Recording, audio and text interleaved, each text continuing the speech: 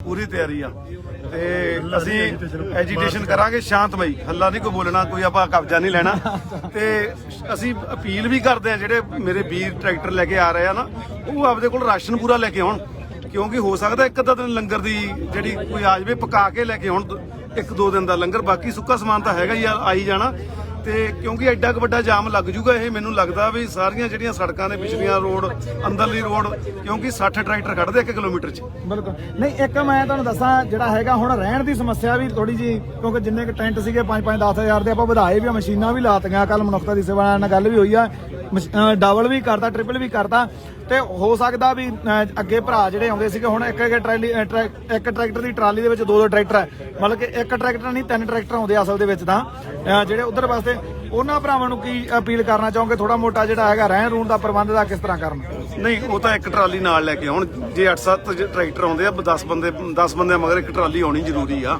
ਕਿਉਂਕਿ ਰਹਿਣ ਦਾ ਤਾਂ ਇੱਥੇ ਉਨੇ ਪ੍ਰਬੰਧ ਆ ਜਿਹੜੇ ਬੰਦੇ ਪੱਕੇ ਤੌਰ ਤੇ ਇੱਥੇ ਰਹਿੰਦੇ ਨੇ ਇਹ ਤਾਂ ਟਰੈਕਟਰ ਸਾਨੂੰ ਮੈਨੂੰ ਲੱਗਦਾ ਕੱਢਣ ਦੀ ਲੋੜ ਹੀ ਨਹੀਂ ਪੈਣੀ ਜਿਹੜੇ ਟਰੈਕਟਰ ਨੇ ਬਾਹਰੋਂ ਹੀ ਇੰਨੇ ਆ ਜਾਣੇ ਨਾ ਹੀ ਨਿਕਲਣੇ ਆ ਤੇ ਉਹ ਆਪਦਾ ਇੰਤਜ਼ਾਮ ਵੀ ਥੋੜਾ ਕਰਕੇ ਲੈ ਕੇ ਆਉਣ ਇੱਕ ਟਰਾਲੀ ਪੂਰੇ ਜਿਵੇਂ ਅੱਗੇ ਆਇਆ ਸੀ ਤੰਬੂ ਲਾ ਕੇ ਵਧੀਆ ਖਾਣ ਪੀਣ ਦਾ ਸਮਾਨ ਲੈ ਕੇ ਸਭ ਪਤਾ ਸਾਡੇ ਬੰਦਿਆਂ ਨੂੰ ਸਭ ਲੈ ਆਉਣਾ ਉਹਨਾਂ ਨੇ ਇੰਤਜ਼ਾਮ ਕਰਕੇ ਆਉਣਾ ਇੱਕ ਇਹ ਵੀ ਆ 26 ਜਨਵਰੀ ਨੂੰ ਜਦੋਂ ਆਪਣੇ ਸਰੀਰ ਬਣਦੇ ਉੱਠਦੇ ਆ ਮੰਨ ਲਾ 11 ਵਜੇ ਤਾਂ ਪਰੇਡ ਹੀ ਖਤਮ ਹੋ ਜਾਂਦੀ ਹੈ ਤੇ ਫਿਰ 26 ਜਨਵਰੀ ਨੂੰ ਫਿਰ ਆਪਾਂ ਤੜਕੇ 5 ਵਜੇ ਨਿਕਲਾਂਗੇ ਕੋਈ ਜਿਹੜਾ ਹੈਗਾ ਤਰੀਕਾ ਹਜੇ ਜਾ ਕੇ ਤੇ ਵਿਚਾਰਾ ਹੋਣਗੀਆਂ ਜਾਂ ਆਇਆ ਵੀ ਚਲੋ ਆਪਾਂ ਨੂੰ ਜੇ 8 ਵਜੇ ਲੜਦੇ ਆ ਪੁਲਿਸ ਨਾਲ ਚੱਲਦਾ ਕੰਮ ਤਾਂ 10-11 ਆਪਾਂ ਨੂੰ ਉੱਥੇ ਜੇ ਵੈਸੇ ਹੀ ਵੱਜ ਜਾਣੇ ਆ ਜਾਂ ਆਪਣਾ ਉਹ ਪਰੇਡ ਨਾਲ ਲਾਗਾ ਤੇ ਅੱਗੇ ਨਹੀਂ ਆਪਾਂ ਤਾਂ ਆਪਦੇ ਹਿਸਾਬ ਨਾਲ ਹੀ ਕੱਢਣੀ ਹੈ ਨਹੀਂ ਉਹਨੇ ਤਾਂ ਅਸੀਂ ਕੁਝ ਨਹੀਂ ਉਹ ਸਰਕਾਰ ਨੇ ਕੱਢਣੀਆਂ ਅਸੀਂ ਉਹਦੇ ਨੇੜੇ ਨਹੀਂ ਜਾਣਾ ਨਾ ਜਾਣਾ ਕਿਉਂਕਿ ਉਹ ਤਾਂ ਸਰਕਾਰ ਦਾ ਹੀ ਕੰਮ ਆ ਸਾਨੂੰ ਤਾਂ ਅਸੀਂ ਗਵਰਨਮੈਂਟ ਤੋਂ ਮੰਗਿਆ ਹੋਇਆ ਰਸਤਾ ਮੰਗਿਆ ਹੋਇਆ ਸ਼ਾਂਤੀਪੂਰਵਕ ਸਾਨੂੰ ਉਮੀਦ ਆ ਵੀ ਗਵਰਨਮੈਂਟ ਸਾਨੂੰ ਲਾਂਘਾ ਦੇ ਦੂਗੀ ਦਿੱਲੀ 'ਚ ਐਂਟਰ ਤਾਂ ਕਰਨਾ ਹੀ ਕਰਨਾ ਅਸੀਂ ਤੇ ਭਾਵੇਂ ਜੁੱਤੀ ਨਾ ਕਰਾ ਲੈਣ ਚਾਹੇ ਪਿਆਰ ਨਾ ਕਰ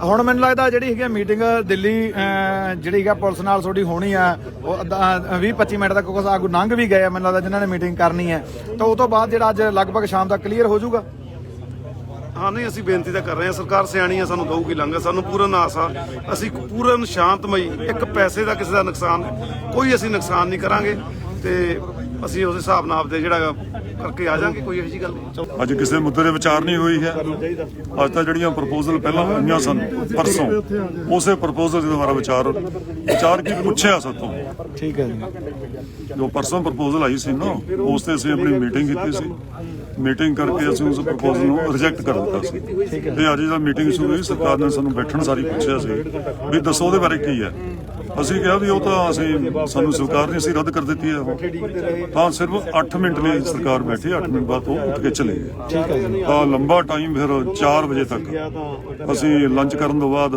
ਬੈਠੇ ਜਾ ਕੇ ਫਿਰ ਵੀ ਸਰਕਾਰ ਨੇ ਆਈ ਬੜੀ ਦੇਰ ਬਾਅਦ ਆ ਕੇ ਬੈਠੇ ਆ ਕੇ ਦੁਬਾਰਾ ਉਹੀ ਪ੍ਰਪੋਜ਼ਲ ਫਿਰ ਉਹਨਾਂ ਨੇ ਦੁਹਰਾਈ ਕਿ ਦੇਖੋ ਬਿਫੋਰ ਲੰਚ ਸੈਸ਼ਨ ਸੀ ਕਿਹਾ ਸੀ ਵੀ ਇਹ ਪ੍ਰਪੋਜ਼ਲ ਸੀ ਦਿੱਤੀ ਹੈ ਤੁਸੀਂ ਉਸ ਤੇ ਰਿਜੈਕਟ ਕੀਤੀ ਹੈ ਪਰ ਅਸੀਂ ਕਹਿੰਦੇ ਵੀ ਫਿਰ ਇਸ ਤੇ ਵਿਚਾਰ ਕਰੋ ਅਗੇ ਵਿਚਾਰ ਕਰੋ ਅਸੀਂ ਕਿ ਵਿਚਾਰ ਤਾਂ ਹੋ ਚੁੱਕਿਆ ਤਾਂ ਉਹ ਕਹਿ ਕੇ ਵੀ ਇਸ ਤੋਂ ਮੈਕਸਿਮਮ ਸਰਕਾਰ ਨੇ ਦੇਤਾ ਇਸ ਤੋਂ ਵੱਧ ਤਾਂ ਸਰਕਾਰ ਦਾ ਹੋਰ ਦੇਣ ਦਾ ਮਨ ਨਹੀਂ ਹੈ ਅਜੇ ਤੱਕ ਤਾਂ ਤੁਹਾਨੂੰ ਇਹ ਪ੍ਰਪੋਜ਼ਲ ਵਿਚਾਰ ਕਰਕੇ ਮੰਨਣੀ ਹੈ ਤਾਂ ਸਰਕਾਰ ਨੂੰ ਦੱਸੋ ਕੱਲ ਨੂੰ 12 ਵਜੇ ਤੱਕ ਫਿਰ ਆਪਾਂ ਇਕੱਠੇ ਹੋਵਾਂਗੇ ਮੀਟਿੰਗ ਕਰਾਂਗੇ ਇਸ ਦੇ ਉੱਪਰ ਫਾਰਮਲ ਜੋ ਲਿਖਤੀ ਹੁੰਦਾ ਉਹ ਕਰਾਂਗੇ ਜੇ ਨਹੀਂ ਹੈ ਤਾਂ ਫਿਰ ਅੱਗੇ ਤੁਸੀਂ ਆਪਣਾ ਜੋ ਪ੍ਰੋਗਰਾਮ ਜਾਰੀ ਰੱਖੋ ਉਸ ਤਰ੍ਹਾਂ ਇਹ ਕਿਸਮ ਦਾ ਜਵਾਬ ਸੀ ਸਰਕਾਰ ਦਾ ਰੁਖ ਬੜਾ ਸਖਤ ਸੀ ਅੱਜ ਮੈਂ ਕਹਿੰਦਾ ਵੀ ਨਿੰਦਣਯੋਗ ਰੁਖ ਹੈ ਕਿਉਂਕਿ ਉਹਨਾਂ ਨੂੰ ਐਡਾ ਵੱਡਾ ਅੰਦੋਲਨ ਕਿਸਾਨ ਨਹੀਂ ਦੇ ਤੇ ਸੜਕਾਂ 'ਤੇ ਬੈਠੇ ਨੇ ਔਰ ਸ਼ੁਰੂ ਤੋਂ ਪਤਾ ਵੀ ਕਾਨੂੰਨ ਜਿਹੜੇ ਅਸੀਂ ਰੱਦ ਕਰਵਾਉਣੇ ਨੇ ਰਿਪੀਲ ਕਰਵਾਉਣੇ ਨੇ ਇਹਦੇ ਉੱਪਰ ਕਿਸਾਨ ਬੈਠੇ ਨੇ ਇਸ ਗੱਲ ਦਾ ਉਹਨਾਂ ਨੂੰ ਕੋਈ ਸਰੋਕਾਰ ਨਹੀਂ ਸੀ ਆਪਣੀ ਇੱਕ ਜਿੱਦ ਫੜ ਕੇ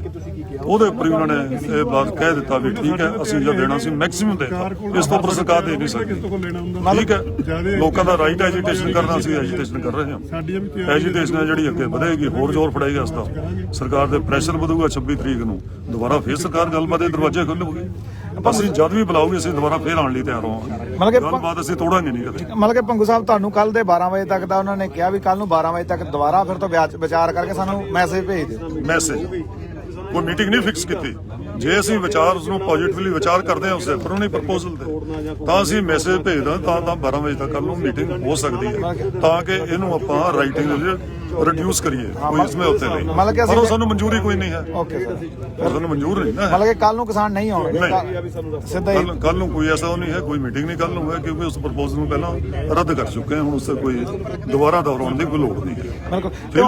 ਫਿਲਹਾਲ ਆਪਾਂ ਕਹਿ ਲਈਏ ਵੀ ਅਜੇ ਗੱਲਬਾਤ ਦੇ ਜਿਹੜੇ ਦਰਵਾਜ਼ੇ ਬੰਦ ਨੇ।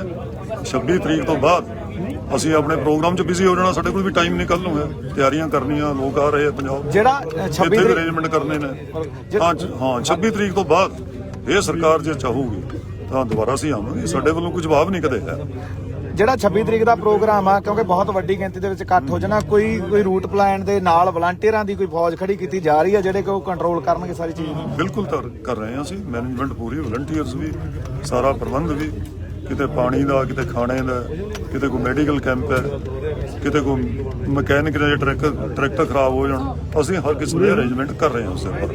ਪਰ ਅਜੇ ਸਰਕਾਰ ਨੇ ਸਾਨੂੰ ਪ੍ਰਵਾਨਗੀ ਉਸ ਰੂਟ ਦੀ ਦਿੱਤੀ ਨਹੀਂ ਹੈ। ਗੱਲਬਾਤ ਸਾਡੀ ਚੱਲਦੀ ਹੈ। ਜਿਹੜਾ ਅਸੀਂ ਆਊਟਰ ਰਿੰਗ ਰੋਡ ਮੰਗੀ ਹੈ ਨਾ, ਆਊਟਰ ਰਿੰਗ ਰੋਡ ਅਜੇ ਉਹਨਾਂ ਨੇ ਫਾਈਨਲ ਨਹੀਂ। ਉਹ ਹੋ ਸਕਦਾ ਅੱਜ ਕਰਨੇ ਆ, ਕੱਲ ਨੂੰ ਕਰ ਦੇਣ, ਉਸ ਤੇ ਅਸੀਂ ਕਰਾਂਗੇ ਪਰੇਡ। ਇਹ ਉਹਨਾਂ ਦੇ ਹੁਣ ਅਧਿਕਾਰ ਖੇਤਰ ਦੇ ਵਿੱਚ ਹੈ। ਉਹ ਆਊਟਰ ਰਿੰਗ ਰੋਡ ਦੇਣਗੇ ਸਾਨੂੰ ਜਾਂ ਕੋਈ ਹੋਰ ਰੋਡ ਦੇਣਗੇ ਜਾਂ ਅੰਦਰ ਦੇਣਗੇ, ਇਹ ਲੱਗ ਜੂਗਾ ਪਤਾ। ਪਰ ਸਾਡਾ ਜਿਹੜਾ ਪਲਾਨ ਹੈ ਉਹ ਬਿਲਕੁਲ ਸ਼ਾਂਤਮਈ ਔਰ ਆਊਟਰ ਰਿੰਗ ਰੋਡ ਤੇ ਹੀ ਮਾਰਚ ਕਰਨ ਦਾ ਹੈ। ਅਜੇ ਤੱਕ ਬੜੀ ਵੱਡੀ ਗਿਣਤੀ 'ਚ ਕਿਸਾਨ ਆਉਣਗੇ, ਤਿਆਰੀ ਵੀ ਚੱਲ ਰਹੀ ਹੈ। ਰੱਖਾਂਗੇ ਅਸੀਂ ਸ਼ਾਂਤਮਈ। ਸਾਡੇ ਵੱਲੋਂ ਕਿਸੇ ਕਿਸਮ ਦੀ ਹਿੰਸਕ ਕਾਰਵਾਈ ਬਿਲਕੁਲ ਨਹੀਂ ਹੋਏਗੀ। ਸਰਕਾਰ ਆਪਣੇ ਵੱਲੋਂ ਕੋਈ ਕਰਦੀ ਹੈ ਤਾਂ ਉਹ ਬੜੀ, ਮੈਂ ਕਹੂੰਗਾ ਵੀ ਗੈਰ ਸੰਵਿਧਾਨਕ ਔਰ ਗੈਰ ਜਮਹੂਰੀ ਹੋਏਗੀ, ਕਿਉਂਕਿ ਲਾਅ ਅਬਾਈਡਿੰਗ ਫੋਰਸ ਹੈ ਪੁਲਿਸ, ਉਹਨਾਂ ਨੂੰ ਨਹੀਂ ਚਾਹੀਦਾ। ਇਹ ਸੁਪਰੀਮ ਕੋਰਟ ਨੇ ਵੀ ਸਾਨੂੰ ਕਿਹਾ। ਸੁਪਰੀਮ ਕੋਰਟ ਨੇ ਸਾਨੂੰ ਸਿੰਘੂ ਬਾਰਡਰ ਤੇ ਜਿਹੜੀ ਸਰਕਾਰ ਉੱਥੋਂ ਸਾਨੂੰ ਉਠਾਉਣਾ ਚਾਹੁੰਦੀ ਸੀ, ਉਹ ਸਾਨੂੰ ਬੈਠਣ ਦਾ ਅਧਿਕਾਰ ਦਿੱਤਾ ਉੱਥੇ, ਵੀ ਪ੍ਰੋਟੈਸਟ ਕਰਨ ਦਾ ਪੀਸਫੁਲ ਕਿਸਾਨਾਂ ਦਾ ਰਾਈਟ ਹੈ, ਇਹ ਕਿਹਾ ਉਹਨਾਂ ਨੇ। ਤੇ ਇਸੇ ਲਈ ਇਹ ਵੀ ਪੀਸਫੁਲ ਪ੍ਰੋਟੈਸਟ ਕਰਨ ਦਾ ਰਾਈਟ ਹੈ। ਇਹਦੇ ਉੱਪਰ ਰੋਕ ਲਗਾਉਣ ਲਈ ਵੀ ਤਾਂ ਪਟੀਸ਼ਨਾਂ ਕੀਤੀਆਂ ਸਾਡੇ ਖਿਲਾਫ, ਜਿਹਦੇ ਵਿੱਚ 8 ਜਥੇਬੰਦੀਆਂ, ਮੇਰੀ ਜਥੇਬੰਦੀ ਦੀ ਇੱਕ ਪਾਰਟੀ ਸੀ। ਉਹ ਸੁਪਰੀਮ ਕੋਰਟ 'ਚ 2 ਵਾਰੀ ਹੀਅਰਿੰਗ ਲਈ ਲੱਗੀਆਂ। ਸੁਪਰੀਮ ਕੋਰਟ ਨੇ ਦੋਨੋਂ ਵਾਰੀ ਕਿਹਾ ਵੀ ਇਸ ਦੇ ਵਿੱਚ ਅਦਾਲਤਾਂ ਇੰਟਰਫੀਅਰ ਨਹੀਂ ਕਰਨਗੀਆਂ, ਕਿਉਂਕਿ ਇਹ ਪੁਲਿਸ ਦਾ ਮਾਮਲਾ ਹੈ, ਲਾਅ ਐਂਡ ਆਰਡਰ ਦਾ। ਤੁਸੀਂ ਟ੍ਰੈਫਿਕ ਵੀ ਕੰਟਰੋਲ ਕਰਨੀ ਹੈ, ਤੁਸੀਂ ਕੋਈ ਜੇ ਹਿੰਸਕ ਕਾਰਵਾਈ ਹੁੰਦੇ ਉਹਦੇ ਲਈ ਵੀ ਤੁਸੀਂ ਜ਼ਿੰਮੇਵਾਰ ਹੈ, ਤੁਸੀਂ ਉਹ ਵੀ ਕੰਟਰੋਲ ਕਰਨਾ ਹੈ। ਇਸ ਲਈ ਇਹ ਉਹਨਾਂ ਦੇ ਅਧਿਕਾਰ ਖੇਤਰ 'ਚ ਨਹੀਂ ਆਉਂਦੀ। ਇਹ ਕਹਿ ਕੇ ਉਹਨਾਂ ਨੇ ਉਹ ਪਟੀਸ਼ਨਾਂ ਵੀ ਖਾਰਜ ਕਰਤੀਆਂ ਸੀ। ਇਸ ਲਈ ਸਾਡਾ ਪ੍ਰੋਗਰਾਮ 26 ਤਰੀਕ ਦਾ ਬਹੁਤ ਵੱਡਾ ਹੈ। ਲੱਖਾਂ ਦੀ ਗਿਣਤੀ 'ਚ ਟਰੈਕਟਰ ਆਉਣੇ ਨੇ, ਲੋਕਾਂ 'ਚ ਬੜਾ ਜੋਸ਼ ਹੈ। ਇਸ ਨੂੰ ਅਸੀਂ ਪੂਰਾ ਮਨ ਰੱਖਾਂਗੇ ਬਿਲਕੁਲ ਆਪਣੇ ਵੱਲੋਂ। ਪ੍ਰੋਵਾਈਡਰ ਸਰਕਾਰ ਵੱਲੋਂ ਕਿਸੇ ਕਿਸਮ ਦੀ ਭੜਕਾਊ ਕਾਰਵਾਈ ਨਾ ਹੋਵੇ। ਤੁਸੀਂ ਪੰਗੂ ਸਾਹਿਬ ਮੰਨ ਲਓ ਕਿਸੇ ਤਰੀਕੇ ਨਾਲ ਜਦੋਂ ਸਰਕਾਰ ਜੇ ਮੰਨ ਜਾਂਦੀ ਹੈ, ਫਾਰ ਐਗਜ਼ਾਮਪਲ 3 ਕਾਨੂੰਨ ਰੱਦ ਹੁੰਦੇ ਆ, ਤਾਂ ਉਹ ਰੱਦ ਕਰਨ ਦਾ ਕਾਨੂੰਨੀ ਤਰੀਕਾ ਕੀ ਹੁੰਦਾ? ਕਿ ਦੁਬਾਰਾ ਤੋਂ ਸਦਨ ਸੱਦ ਕੇ ਉੱਥੇ ਕਰਨਾ ਪੈਂਦਾ ਹੈ ਜਾਂ ਸੁਪਰੀਮ ਕੋਰਟ ਦੇ ਵਿੱਚ ਆਰਜੀ? ਇਹਦਾ ਟੈਕਨੀਕਲੀ ਪੱਖ ਦੱਸੋ। ਇਹ ਜਿਹੜੇ ਰਿਪੀਲ ਕਿਸ ਤਰ੍ਹਾਂ ਕਰਦੇ ਆ ਜੀ, ਕਿਸ ਤਰ੍ਹਾਂ ਹੋ ਸਕਦਾ? ਦੇਖੋ ਇਹ 2 ਤਰੀਕੇ ਨੇ ਉਸਦੇ, ਕਿਉਂਕਿ ਪਾਰਲੀਮੈਂਟ ਦਾ ਐਕਟ ਹੈ। ਕੋਈ ਵੀ ਪਾਰਲੀਮੈਂਟ ਦਾ ਐਕਟ ਹੈ ਉਸ ਨੂੰ ਪਾਰਲੀਮੈਂਟ ਹੀ ਰੱਦ ਕਰਦਾ ਹੈ। ਹੋਰ ਕਿਸੇ ਸੰਸਥਾ ਨੂੰ ਕੋਈ ਅਧਿਕਾਰ ਨਹੀਂ ਹੁੰਦਾ ਐਜ਼ ਪਰ ਲਾਜ਼ ਦਾ। ਉਹਦੇ ਲਈ ਜੇ ਉਹ ਕਰਨ ਤਾਂ ਪਾਰਲੀਮੈਂਟ 'ਚ ਲਿਜਾਣ ਲਈ ਪਹਿਲਾਂ ਆਰਡੀਨੈਂਸ ਜਾਰੀ ਕਰਨਾ ਪੈਂਦਾ। ਆਰਡੀਨੈਂਸ ਕਰਕੇ ਉਹਨਾਂ ਨੂੰ ਤੁਸੀਂ ਰੋਕ ਲਾ ਦਿਓ, ਰਿਪੀਲ ਕਰਨ ਲਈ ਆਰਡੀਨੈਂਸ ਕਰਕੇ ਪਾਰਲੀਮੈਂਟ ਸੈਸ਼ਨ ਬੁਲਾਓ ਤਾਂ ਪਾਰਲੀਮੈਂਟ ਦੇ ਵਿੱਚ ਰੱਦ ਕਰ ਦਿਓ। ਦੂਜੀ ਪ੍ਰਕਿਰਿਆ ਇਹ ਹੈ ਵੀ ਸੁਪਰੀਮ ਕੋਰਟ, ਉਹਦੇ ਵਿੱਚ ਪਟੀਸ਼ਨਸ ਆ ਜਿਹੜੀਆਂ ਪਹਿਲਾਂ ਪੈਂਡਿੰਗ ਨੇ, ਸਰਕਾਰ ਵੀ ਪਟੀਸ਼ਨ ਫਾਈਲ ਕਰ ਸਕਦੀ ਹੈ। ਜੇ ਆਪ ਨਹੀਂ ਕਰਦੇ ਤਾਂ ਸੁਪਰੀਮ ਕੋਰਟ ਨੂੰ ਬਹੁਤ ਜ਼ਿਆਦਾ ਅਧਿਕਾਰ ਨੇ। ਉਹ ਕੋਈ ਵੀ ਪਾਰਲੀਮੈਂਟ ਦੇ ਐਕਟ ਨੂੰ ਬਣਾਏ ਨੂੰ ਸੁਪਰੀਮ ਕੋਰਟ ਤੋਂ ਸੈਟੀਸਫਾਈਡ ਕਰ ਸਕਦੀ ਹੈ, ਉਹਨੂੰ ਰਿਪੀਲ ਕਰ ਸਕਦੀ ਹੈ। ਇਹ 2 ਹੀ ਹੈ, ਤੀਜੀ ਹੋਰ ਕੋਈ ਆਪਸ਼ਨ ਹੈ ਨਹੀਂ। ਇਸ ਕਰਕੇ ਹੁਣ ਸਰਕਾਰ ਸੁਪਰੀਮ ਕੋਰਟ ਵੀ ਪਹੁੰਚੀ ਹੋਈ ਹੈ। ਪਟੀਸ਼ਨਸ 8 ਪਟੀਸ਼ਨ ਜਿਹੜੀਆਂ ਸਾਡੇ ਖਿਲਾਫ ਦਾਇਰ ਹੋਈਆਂ। 2-3 ਪਟੀਸ਼ਨ ਤਾਂ ਇਹ ਸੀ ਜੋ 26 ਤਰੀਕ ਵਾਲਾ ਪ੍ਰੋਟੈਸਟ ਰੋਕੋ, ਇੱਕ ਰਸਤਾ ਖਾਲੀ ਕਰਾਓ, ਜਿਹੜੀ ਇਹਨਾਂ ਦੀ ਕਾਨੂੰਨਾਂ ਦੀ ਲੀਗਲ ਵੈਲਿਡਿਟੀ ਹੈ ਉਹਦੇ ਉੱਪਰ ਵੀ 3-4 ਪਟੀਸ਼ਨ ਸੁਪਰੀਮ ਕੋਰਟ 'ਚ ਪੈਂਡਿੰਗ ਨੇ। ਤਾਂ ਸਰਕਾਰ ਚਾਹੇ ਉਹਨਾਂ ਦੇ ਸੁਣਵਾਈ ਕਰਕੇ ਰੱਦ ਕਰਵਾ ਸਕਦੀ ਹੈ ਉਹਨਾਂ ਨੂੰ। ਸੁਪਰੀਮ ਕੋਰਟ ਨੂੰ ਬੜੀਆਂ ਪਾਵਰਸ ਹੈ। ਸੁਪਰੀਮ ਕੋਰਟ ਸੂ ਮੋਟੋ ਵੀ ਨੋਟਿਸ ਲੈ ਲੈਂਦੀ ਹੈ। ਦੇਖੋ ਕਈ ਘਟਨਾਵਾਂ ਹੋ ਜਾਂਦੀਆਂ ਬਹੁਤ ਵੱਡੀਆਂ, ਤਾਂ ਅਖਬਾਰਾਂ 'ਚ ਖਬਰਾਂ ਪੜ੍ਹ ਕੇ ਸੁਪਰੀਮ ਕੋਰਟ ਆਪੇ ਨੋਟਿਸ ਜਾਰੀ ਕਰਦੇ ਨੂੰ ਕਹਿੰਦੇ ਸੂ ਮੋਟੋ ਨੋਟਿਸ ਆਪਣੇ ਆਪ ਹੀ। ਜਦੋਂ ਏਡਾ ਵੱਡਾ ਮਾਮਲਾ ਹੈ, ਦੇਸ਼ ਔਰ ਵਿਦੇਸ਼ ਦੇ ਖਿਲਾਫ ਲੜ ਰਿਹਾ ਹੈ ਸਾਰੀ ਦੁਨੀਆ, ਔਰ ਏਡੇ ਗਲਤ ਕਾਨੂੰਨ ਜਿਹੜੇ 80-85% ਲੋਕ ਦੇਸ਼ ਦੇ ਕਿਸਾਨ ਨੇ ਉਹਨਾਂ ਦੇ ਖਿਲਾਫ ਬਣੇ ਨੇ, ਤਾਂ ਸੁਪਰੀਮ ਕੋਰਟ ਨੂੰ ਮੈਂ ਕਹਿੰਦਾ ਸੂ ਮੋਟੋ ਨੋਟਿਸ ਲੈ ਕੇ ਕਰ ਦੇਣਾ ਚਾਹੀਦਾ ਸੀ ਹੁਣ ਤੱਕ। ਜੇ ਉਹ 2 ਮਹੀਨੇ ਲਈ ਸਟੇ ਕਰ ਸਕਦੇ ਨੇ ਤਾਂ ਸਟੇ ਕਰਨ ਦਾ ਮੈਨਾ ਵੀ ਤਾਂ ਇਹੀ ਹੈ ਨਾ, ਵੀ ਜੇ ਕਾਨੂੰਨਾਂ 'ਚ ਕਿਸੇ ਕਿਸਮ ਦੀ ਕਮੀ ਹੈ, ਵੀਕਨੈਸ ਹੈ, ਗਲਤ ਬਣੇ ਨੇ ਤਾਂ ਹੀ ਸਟੇ ਕੀਤਾ ਉਹਨਾਂ ਨੇ। ਇਸ ਲਈ ਇਸ ਦਾ ਜਿਹੜਾ ਕੰਮ ਹੀ ਮੁਕਾ ਦਿੰਦੇ ਵੀ ਜੇ ਇੰਨੇ ਕਾਨੂੰਨ ਗਲਤ ਸੀ, ਉਹਨਾਂ ਸਾਹਮਣੇ ਵੀ ਇਹ ਗੈਰ ਸੰਵਿਧਾਨਕ ਨੇ ਤਾਂ ਸੁਪਰੀਮ ਕੋਰਟ ਰੱਦ ਵੀ ਕਰ ਸਕਦੀ। ਇਸ ਤਰ੍ਹਾਂ ਮੰਗ ਕਰਦੇ ਸੀ ਉਹਨਾਂ ਤੋਂ, ਉਹ ਨਹੀਂ ਕਰਦੀ। ਤਾਂ ਸਰਕਾਰ ਜਦੋਂ ਹੁਣ ਇਹ ਸਾਬਤ ਹੀ ਹੋ ਗਈ ਵੀ ਕਾਨੂੰਨ ਹੈ ਤਾਂ ਗਲਤ ਨੇ।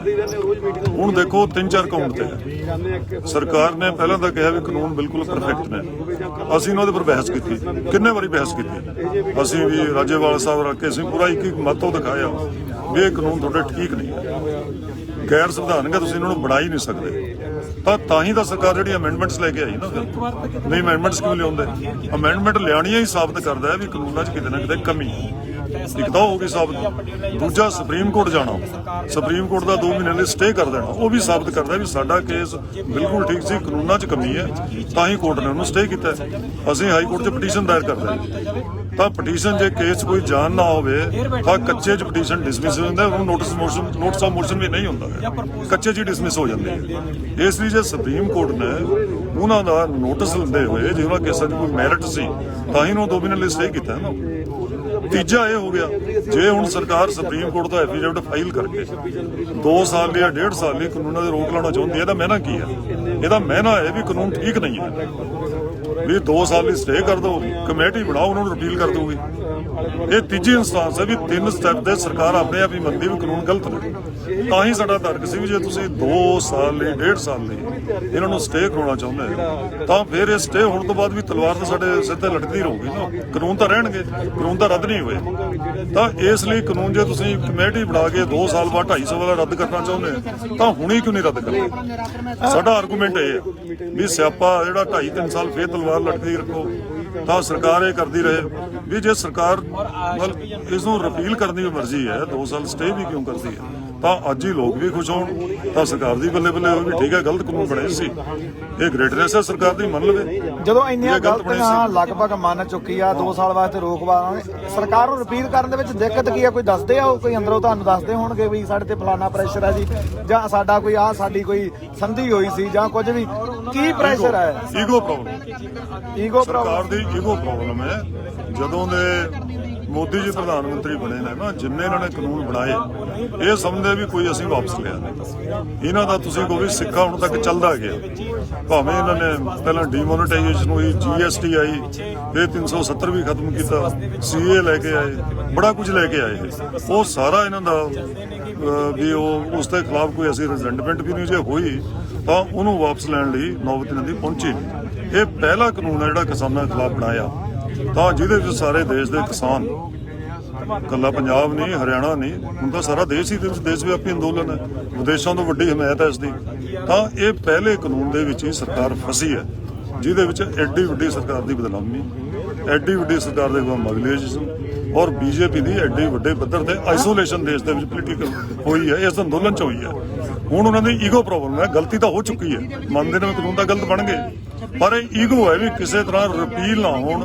ਰਿਪੀਲ ਤੋਂ ਥੱਲੇ ਤੁਸੀਂ 2 ਸਾਲ ਲਈ 2.5 ਸਾਲ ਲਈ ਨੂੰ ਸਟੇ ਕਰਵਾ ਲਓ। ਇਸ ਲਈ ਅਸੀਂ ਕਹਿੰਦੇ ਵੀ ਤੁਸੀਂ ਆਪਣੀ ਜਿੱਦ ਛੱਡੋ। ਸਰਕਾਰਾਂ ਦਾ ਬੜਾ ਵੱਡਾ ਦਿਲ ਚਾਹੀਦਾ, ਜਿਹੜਾ ਲੋਕਾਂ ਦੇ ਉੱਪਰ ਰਾਜ ਕਰਨਾ। ਤੁਸੀਂ ਵੋਟਾਂ ਲਈਆਂ, ਉਹ ਗਲਤ ਕਦਮ ਹੋਇਆ, ਗਲਤ ਨੂੰ ਗਲਤ ਵੀ ਕਹੋ। ਇਸ ਲਈ ਤੁਸੀਂ ਇਹ ਜਿੱਦ ਛੱਡੋ, ਪ੍ਰੈਸਟੀਜ ਛੱਡੋ, ਇਸ ਨੂੰ ਬਣਾਓ ਨਾ। ਤਾਂ ਗਲਤ ਚੀਜ਼ ਹੈ, ਖੁੱਲੇ ਮਨ ਨਾਲ ਇਸ ਨੂੰ ਗਲਤੀ ਨੂੰ ਤਸਲੀਮ ਕਰੋ, ਕਾਨੂੰਨਾਂ ਨੂੰ ਰੱਦ ਕਰੋ ਔਰ ਇਸ ਖੇਤੀਬਾੜੀ ਸੈਕਟਰ ਦੇ ਵਿੱਚ ਤੁਸੀਂ ਵੱਡੇ ਵਪਾਰੀ ਦੇ ਕਾਰਪੋਰੇਟ ਸੈਕਟਰ ਦਾ ਹੱਥ ਨਾ ਪੈਣ ਦਿਓ।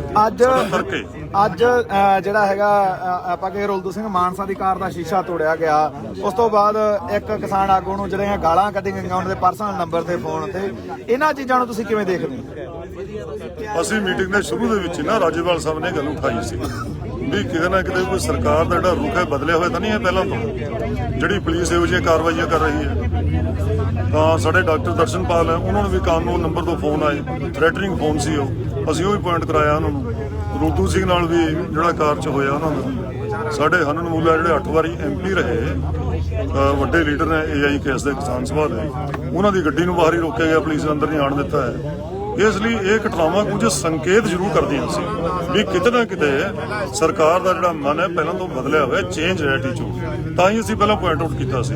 ਨਹੀਂ ਉਹ ਕਹਿੰਦੇ ਰੂਟੀਨ ਦੀਆਂ ਘਟਨਾਵਾਂ ਨੇ, ਕਈ ਵਾਰੀ ਹੋ ਜਾਂਦੀਆਂ, ਪੁਲਿਸ ਨੂੰ ਪਤਾ ਨਹੀਂ ਹੁੰਦਾ। ਇਹ ਜ਼ਰੂਰੀ ਨਹੀਂ ਵੀ ਅਸੀਂ ਕੋਈ ਉਹਨਾਂ ਨੂੰ ਇੰਸਟਰਕਸ਼ਨ ਦਿੱਤੀ ਹੈ, ਪਰ ਇਹ ਗੱਲ ਜਦੋਂ ਗੱਲਬਾਤ ਟੁੱਟੀ ਉਸ ਤੋਂ ਇਹ ਸਪਸ਼ਟ ਜ਼ਰੂਰ ਹੈ ਵੀ ਸਰਕਾਰ ਅੱਜ ਵਤੀਰਾ ਉਹਨਾਂ ਦਾ ਬਦਲਿਆ ਹੋਇਆ ਸੀ ਔਰ ਉਹ ਚਾਹੁੰਦੇ ਸੀ ਵੀ ਅਸੀਂ ਜਿੰਨਾ ਕੁ ਕਰ ਲਿਆ ਬਸ ਇਸ ਤੋਂ ਅੱਗੇ ਨਹੀਂ ਵਧਣਾ ਹੈ।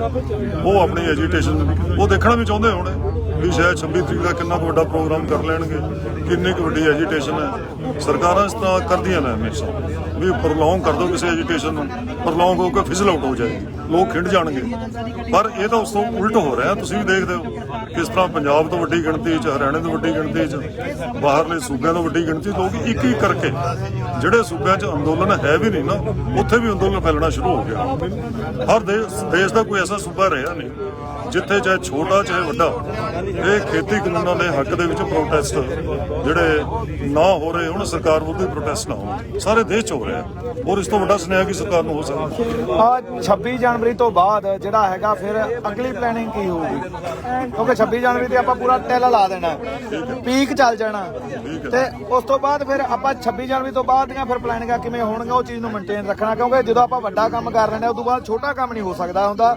ਜੇ ਅੰਦੋਲਨ ਘਟੂ 26 ਤੋਂ ਬਾਅਦ ਤਾਂ ਉਹਦੇ ਬਾਰੇ ਵੀ ਕੋਈ ਮੰਥਨ ਚੱਲ ਰਿਹਾ ਸਾਰੀ ਚੀਜ਼ ਦੇ ਬਾਰੇ? ਐਸੀ ਗੱਲ ਨਹੀਂ ਹੈ। ਪੰਜਾਬ ਦੇ ਵਿੱਚ ਪਿਛਲੇ 4 ਮਹੀਨੇ ਤੋਂ ਪੰਜਾਬ 'ਚ ਐਜੀਟੇਸ਼ਨ ਚੱਲੀ। ਉਹ ਲੱਗਦਾ ਸੀ ਵੀ ਰੇਲ ਲਾਈਨ ਤੇ ਬੈਠ ਗਏ, ਸਭ ਤੋਂ ਵੱਡਾ ਐਕਸ਼ਨ ਹੈ, ਲੱਗਦਾ ਸੀ ਨਾ। ਪੰਜਾਬ ਬੰਦ ਕੀਤਾ, ਭਾਰਤ ਬੰਦ ਕੀਤਾ, ਬਹੁਤ ਵੱਡਾ ਐਕਸ਼ਨ ਸੀ। ਅਸੀਂ ਇੱਥੇ ਆ ਕੇ ਦਿੱਲੀ ਚਲੋ, ਇਹ ਬਹੁਤ ਵੱਡਾ ਐਕਸ਼ਨ ਸੀ। ਹੁਣ 26 ਜਨਵਰੀ ਇਸ ਤੋਂ ਵੀ ਵੱਡਾ ਹੈ।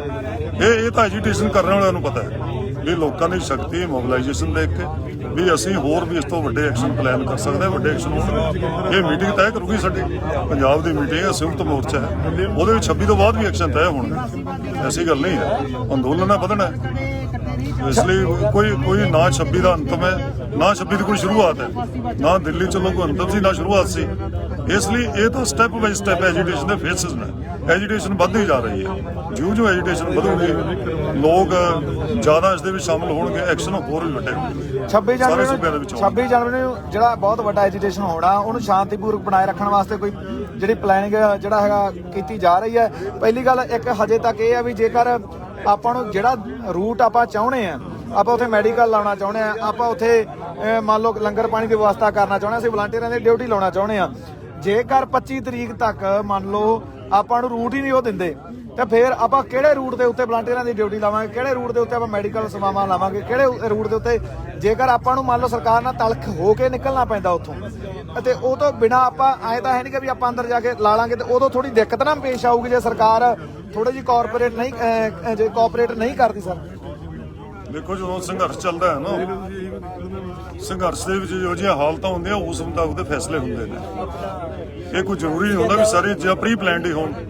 ਪ੍ਰੀ ਪਲਾਨਡ ਪੀਸ ਟਾਈਮ 'ਚ ਹੋ ਵੀ ਜਾਂਦਾ। ਕਈ ਸੰਘਰਸ਼ ਹੁੰਦਾ, ਕੋਈ ਜੰਗਲ ਕੀ ਹੋਵੇ ਨਾ, ਤਾਂ ਉਹਦੇ ਵਿੱਚ ਵੀ ਹੁੰਦਾ। ਉਹ ਉਸ ਟਾਈਮ ਵੀ ਹੋ ਜਿਹੇ ਹਾਲਤਾਂ ਅਨੁਸਾਰ ਸਾਰੇ ਪ੍ਰਬੰਧ ਹੋ ਜਾਇਆ ਕਰਦੇ ਨੇ। ਐਸੀ ਕੋਈ ਦਿੱਕਤ ਨਹੀਂ ਸਾਨੂੰ। ਸਾਡੇ ਕੋਲ ਵਲੰਟੀਅਰ ਹੈ, ਪ੍ਰਬੰਧ ਬੜੇ ਕੀਤੇ ਹੋਏ ਨੇ। ਸਾਡੇ ਕੋਲ ਟਰੈਕਟਰ ਮਕੈਨਿਕ ਵੀ ਬੈਠੇ ਆ, ਮੈਡੀਕਲ ਕੈਂਪ ਵੀ ਨੇ, ਠੀਕ ਹੈ, ਲੰਗਰ ਵੀ ਹੈ, ਪਾਣੀ ਵੀ, ਸਭ ਕੁਝ ਹੈ। ਐਸੀ ਕੋਈ ਦਿੱਕਤ ਨਹੀਂ, ਐਸੀ ਕੋਈ ਦਿੱਕਤ ਨਹੀਂ। ਉਹ ਜਿਸ ਤਰ੍ਹਾਂ ਦੇ ਹਾਲਾਤ 26 ਤਰੀਕ ਨੂੰ 25 ਰਾਤ ਨੂੰ ਪਤਾ ਚੱਲ ਜਾਊਗਾ ਸਾਨੂੰ ਵੀ ਉਹ ਸਾਨੂੰ ਪਰਮਿਸ਼ਨ ਦੇਣ ਵਾਲੇ ਨੇ ਕਿ ਨਹੀਂ ਦੇਣ ਵਾਲੇ। ਅਸੀਂ ਜੇ ਪਰਮਿਸ਼ਨ ਮੰਗੀ ਹੈ, ਠੀਕ ਹੈ, ਜੇ ਪਰਮਿਸ਼ਨ ਦੇਣਗੇ ਤਾਂ ਅਸੀਂ ਪਹਿਲਾਂ ਪਲਾਨ ਕਰ ਲਾਂਗੇ। ਪਰਮਿਸ਼ਨ ਨਹੀਂ ਦੇਣਗੇ ਤਾਂ ਸਾਡੀ ਲੀਡਰਸ਼ਿਪ ਹੈ ਜਿਹੜੀ ਵੱਡੀ, ਉਹ ਪੈਦਲ ਮਾਰਚ ਕਰੂਗੀ ਬਾਰਡਰਸ ਵੱਲ। ਅਸੀਂ ਤੈਅ ਕੀਤਾ ਹੋਇਆ ਹੈ। ਅੱਛਾ, ਮਤਲਬ ਲੀਡਰ ਪਹਿਲਾਂ ਜਾਣਗੇ? ਯੈਸ, ਲੀਡਰ ਮੂਹਰੇ ਲੱਗਣਗੇ, ਪੈਦਲ ਮਾਰਚ ਅਸੀਂ ਬਾਰਡਰਸ ਵੱਲ ਕਰਾਂਗੇ ਸਾਰਿਆਂ ਵੱਲ। ਤਾਂ ਪੁਲਿਸ ਸਾਨੂੰ ਰੋਕਦੀ ਹੈ, ਕੀ ਕਰਦੀ ਹੈ, ਉਸ ਤੋਂ ਬਾਅਦ ਪਤਾ ਚੱਲਾਂਗੇ। ਜਿਹੋ ਜਿਹੇ ਹਾਲਾਤ ਹੋਣਗੇ ਉਸ ਮੁਤਾਬਕ ਹੀ ਫੈਸਲਾ ਕਰਾਂਗੇ। ਚਲੋ, ਬਹੁਤ ਬਹੁਤ ਫਿਲਹਾਲ ਇਹ ਸਾਡਾ ਧੰਨਵਾਦ।